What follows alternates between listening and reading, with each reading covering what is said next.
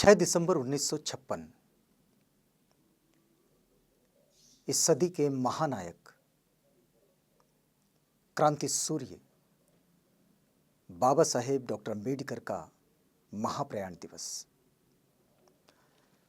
आज इस समय इस घटना को 64 साल बीत चुके हैं, लेकिन बाबा साहेब के जीवन की कुछ घटनाएं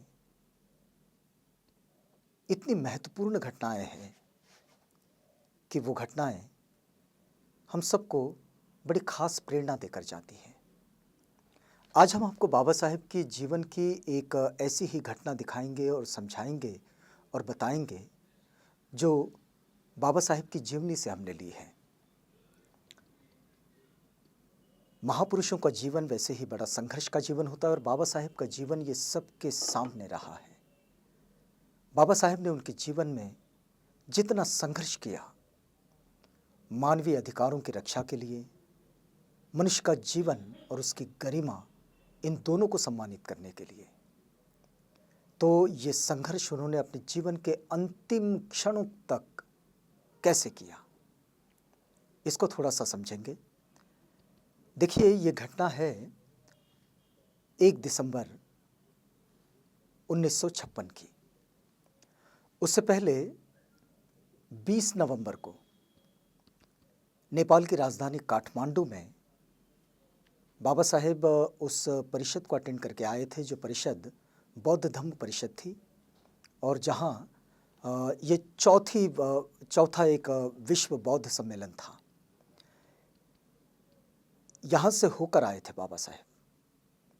लौटने के बाद वैसे काठमांडू का ये सफ़र था, थक गए थे और वहाँ से लौटने के बाद जब वे घर पहुँचे तो वहाँ से एक घटना शुरू होती है। लेकिन आपको एक बात बताएं कि इस चौथे विश्व बौद्ध सम्मेलन में बाबा साहेब ने अपने भाषण में एक बात कही थी। उन्होंने ये कहा था कि यदि और 2 वर्ष यदि मैं रह जाऊं,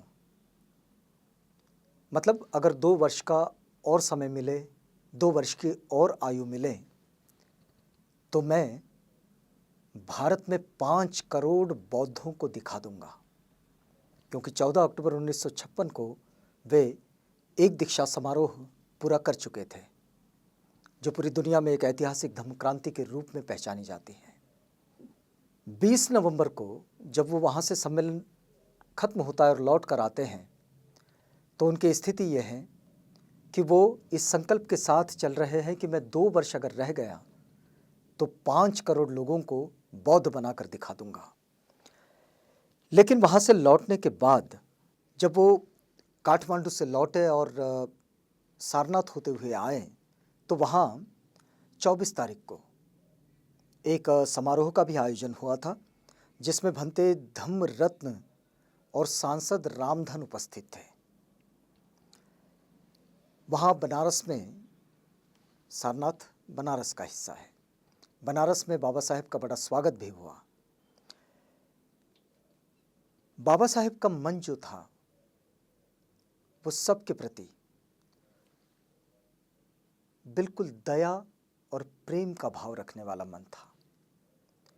लेकिन जब वो लौट कर आते हैं 1 दिसंबर को, रत्तू साहिब भी उनके साथ थे। रत्तू साहिब मतलब बाबा साहेब के पीए, उनके निजी सचिव, उनका सारा काम करने वाले। बाबा साहेब लिखते और नानक चंद रत्तू साहब टाइप करते। तो 1 दिसंबर को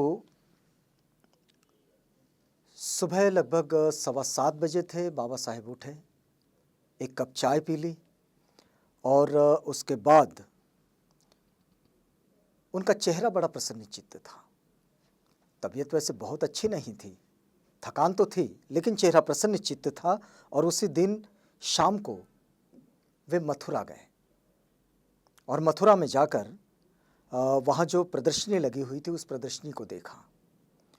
उधर से जब लौटते हुए आए तो दिल्ली में कनॉट पैलेस की बाज़ार से कुछ किताबें भी खरीदी। 2 तारीख को ये मेहरौली का एक अशोक विहार है, 2 दिसंबर 1956 की बात। इस मेहरौली के अशोक विहार में बाबा साहेब उस समारोह में सम्मिलित हुए जिस समारोह में दलाई लामा आए थे।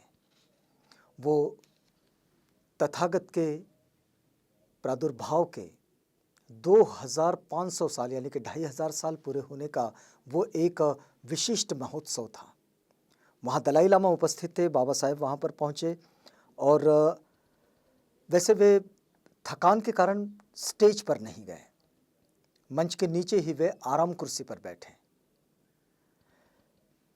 यही वो वक्त था जब बाबा साहेब को दलाई लामा ने बोधिसत्व कहकर संबोधित किया।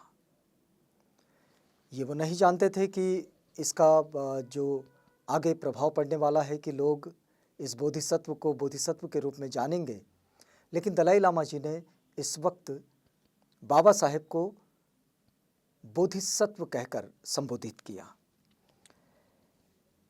भाषण जब खत्म हुआ, दलाई लामा चले गए, लेकिन बाबा साहेब वहीं मंच के नीचे बहुत देर तक बैठे रहे, क्योंकि बाबा साहेब वो बोधिसत्व जिनके विषय में जिक्र करके दलाई लामा चले गए थे कि जिन्होंने लाखों अनुयायियों को बुद्ध के धम्म की दीक्षा दी, और उन्होंने जो बात कही वो ये थी, मतलब परम पावन दलाई लामा जी ने जो बात कही वो ये थी कि ये वही है जिनके द्वारा बुद्ध धम्म पुनः भारत लौट आया।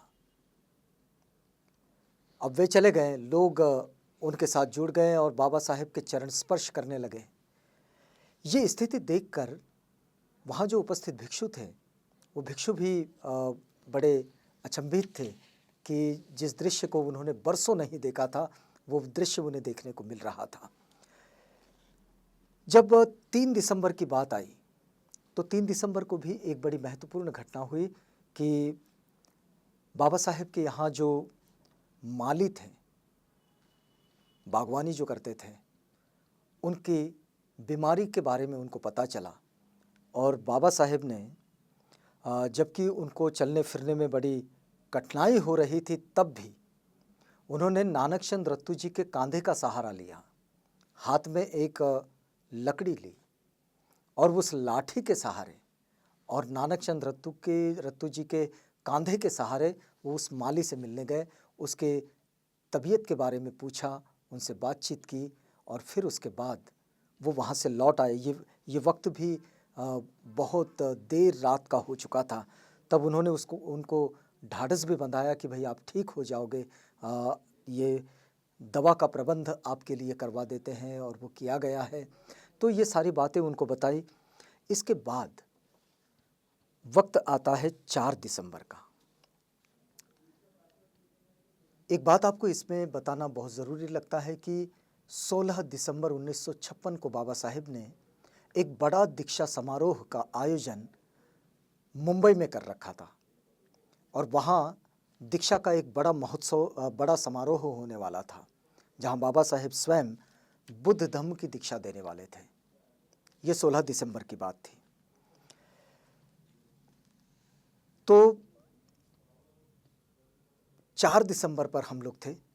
4 दिसंबर को बाबा साहेब ने नानक चंद रत्तू से कहा कि देखो, वो कार्ल मार्क्स का 10 कैपिटल लेकर आओ। रत्तू जी ने वो 10 कैपिटल बाबा साहेब को दिया और बाबा साहेब ने उनकी अपनी पुस्तक बुद्ध और कार्ल मार्क्स, इस पुस्तक को पूरा किया। जो अंतिम अध्याय था वो 4 दिसंबर को पूरा किया और रत्तू जी को टाइप करने के लिए दे दिया। 4 दिसंबर को एक और महत्वपूर्ण घटना घटित हुई कि शंकरानंद शास्त्री कुछ फोटोग्राफर्स को लेकर आए थे और वो इसके लिए लेकर आए थे कि वो बाबा साहेब पर कोई फिल्म बनाना चाहते थे। फिल्म शायद डॉक्यूमेंट्री होगी, अब उसके विषय में कुछ खास डिटेल्स नहीं पता है, लेकिन वो लेकर आए थे। बाबा साहेब जब अपने कमरे से बाहर निकले तो उन्होंने उनसे कहा कि देखो, अभी वक्त नहीं है। बाबा साहेब कुछ विशिष्ट काम से संसद की ओर जाना चाह रहे थे, वो चले गए। उन्होंने कहा कि ये फोटो का काम, ये फिल्म का काम फिर बाद में कभी हो जाएगा। वहाँ से जब लौट कर आए शाम को, तो शाम को लौटने के बाद फिर उन्होंने नानक चंद रत्तू साहब से कहा कि 2 पत्र लिखने हैं और 2 पत्र उनसे लिखवाएं। एक पत्र उसमें था पी के अत्रे के लिए, यानी प्रहलाद केशव अत्रे के लिए, और दूसरा पत्र जो था वो था एस.एम. जोशी के लिए। ये दोनों पत्र उनके आगामी पॉलिटिकल पार्टी यानी कि रिपब्लिकन पार्टी ऑफ इंडिया में शामिल होने के लिए थे। ये दोनों पत्र उन्होंने लिखवाए। इसके बाद एक और पत्र उन्होंने लिखवाया बैरिस्टर समर्थ के लिए कि जब 16 दिसंबर को 1956 में मुंबई में जब दीक्षा समारोह होगा तो उसमें ठहरने की व्यवस्था वो करें अच्छी ठीक ठाक जगह पर। इसके लिए उन्होंने उनको भी पत्र लिखवाया। ये सारे पत्र लिखने के बाद 1:30 बजे रात तक रत्तू टाइप करते रहे और वो उसी कोठी पर सो गए। देर रात तक जागने के कारण 5 दिसंबर को सुबह लगभग 9 बजे तक बनारस से दिल्ली प्रस्थान की विदाई हेतु भिक्षुओं के साथ भंते सद्दतीस महास्थविर भी बाबतपुर हवाई अड्डे पर उनके साथ आए। अब वे 5 तारीख की सुबह दिल्ली के लिए निकल रहे हैं बनारस से। बाबा साहेब का स्वास्थ्य इस वक्त बहुत अच्छा नहीं था। उनके गले में कुछ खराश थी और जुकाम की भी शिकायत उन्होंने की थी। लेकिन ये जो थकान है, ये थकान सारनाथ से निकलने के कारण और सारनाथ में रुकने के कारण उनके चेहरे पर वैसे दिख नहीं रही थी। और वे जब लौट कर आए तो बड़े ही चैन की मुद्रा में वे बैठे रहे। बुद्धं शरणं गच्छामि उन्होंने सुना। उनका जो प्लेयर था, उस प्लेयर पर तब एलपी रिकॉर्ड्स हुआ करते थे, वो एलपी रिकॉर्ड्स उन्होंने सुने। और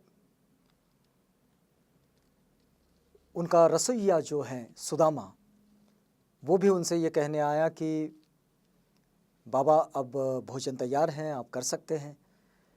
बाबा साहब ने उस भोजन के लिए उस समय थोड़े से चावल लिए, ज़्यादा कुछ उन्होंने खाना नहीं खाया और फिर से संगीत की स्वर लहरियों में खो गए।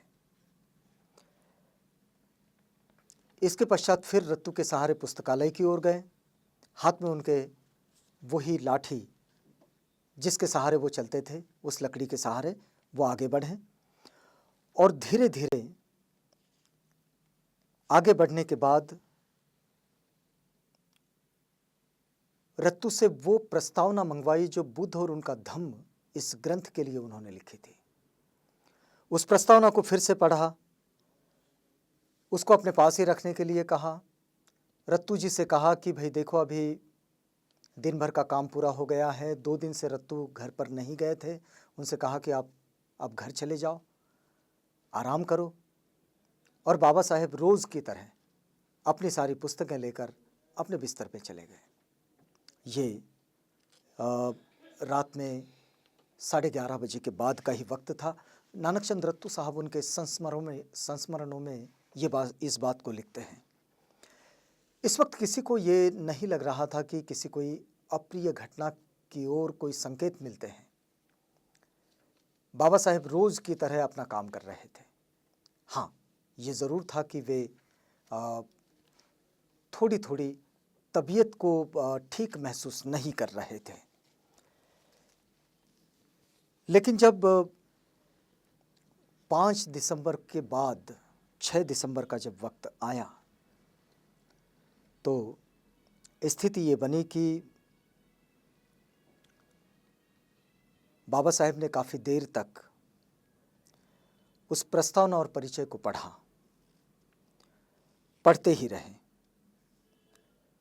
सब लोग चले गए, सुदामा और रत्तू भी चले गए।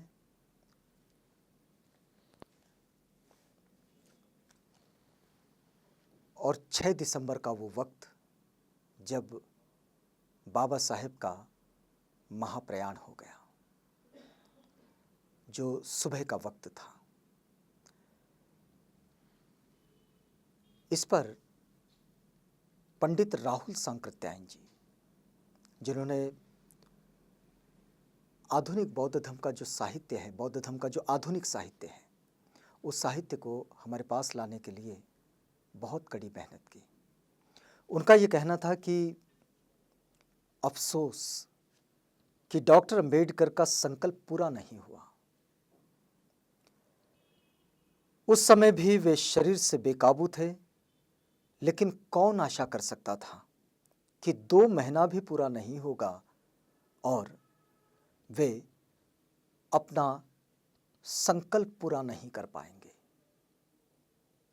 ये उन्होंने एक खेद जताया कि ऐसा कोई सोच नहीं सकता था, क्योंकि आप देखिए कि बड़ी मुश्किल से 7 सप्ताह तक, 14 अक्टूबर 1956 के बाद 7 सप्ताह तक बाबा साहेब यहाँ रहे। 6 दिसंबर 1956 को उनका महाप्रयाण हो गया। बाबा साहेब के इस प्रयाण की जो खबर है वो पूरे देश में फैल गई। अनुयायी सारे मिलकर, क्योंकि बाबा साहब का जो अंत्य संस्कार है वो मुंबई में होना था और महाप्रयाण उनका दिल्ली में हुआ था, तो लोग मुंबई की ओर दौड़ने लगे। सब तरफ रास्ते जन सैलाब में डूबे हुए थे और ये स्थितियां बनी कि लोग कई बार जहां के तहां रुक गए और कोई हिल न सका, चल न सका। ये स्थिति उस वक्त बनी। लेकिन जब बाबा साहेब के अंत्य संस्कार का वक्त आया, मुंबई के दादर की वो चैत्य भूमि, अभी जिसको चैत्य भूमि कहा जाता है, वो चौपाटी जहां बाबा साहेब को के पार्थिव का अंत्य संस्कार हुआ, वहां 2 बड़ी महत्वपूर्ण घटनाएं घटित हुई। एक तो घटना कि चिता पर पार्थिव रखने के बाद वहाँ जो भिक्षु संघ था, उसमें सबसे महत्वपूर्ण और सीनियर भिक्षु थे भदंत डॉक्टर आनंद कौशल्यायन। उनकी अगुवाई में यह अंत्य संस्कार हो रहा था। इस अंत्य संस्कार की शुरुआत जब होती है तो वंदनीय भिक्षु संघ ने उन सुत्तों का, उन गाथाओं का पठन किया जो अंत्य संस्कार के समय कही जाती हैं। उसके बाद दादा साहेब गायकवाड़, जो कि उस वक्त के एक महत्वपूर्ण सिपहसालार थे अंबेडकरवादी आंदोलन के, दादा साहेब गायकवाड़ खड़े हुए और उन्होंने श्रद्धांजलि की बात कही। लोग श्रद्धांजलि अर्पित करने के लिए खड़े हुए, लेकिन उन्होंने कहा कि देखिए, 16 दिसंबर को बाबा साहेब बुद्ध धम्म की दीक्षा यहीं मुंबई में देने वाले थे। अब आज इस समय, अब तो ये आज का 6 दिसंबर है, जिनको भी लगता है 7 दिसंबर, जिनको भी लगता है कि हमने बुद्ध धम्म की दीक्षा लेनी है, तो वे सब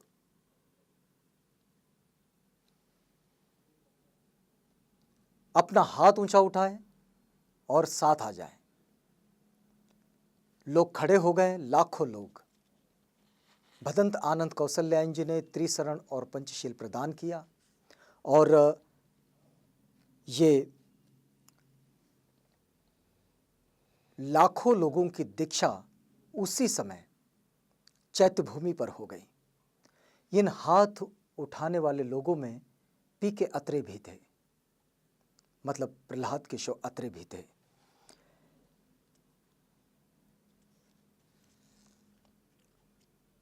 इस वक्त पी के अत्रे ने कहा, जिनके लिए बाबा साहेब ने पत्र लिखा था रिपब्लिकन पार्टी के संबंध में, उनका यह कहना था कि डॉक्टर अंबेडकर जैसी मेधावी शक्ति के लोग बिरले ही पैदा होते हैं, बहुत कम, बहुत थोड़े।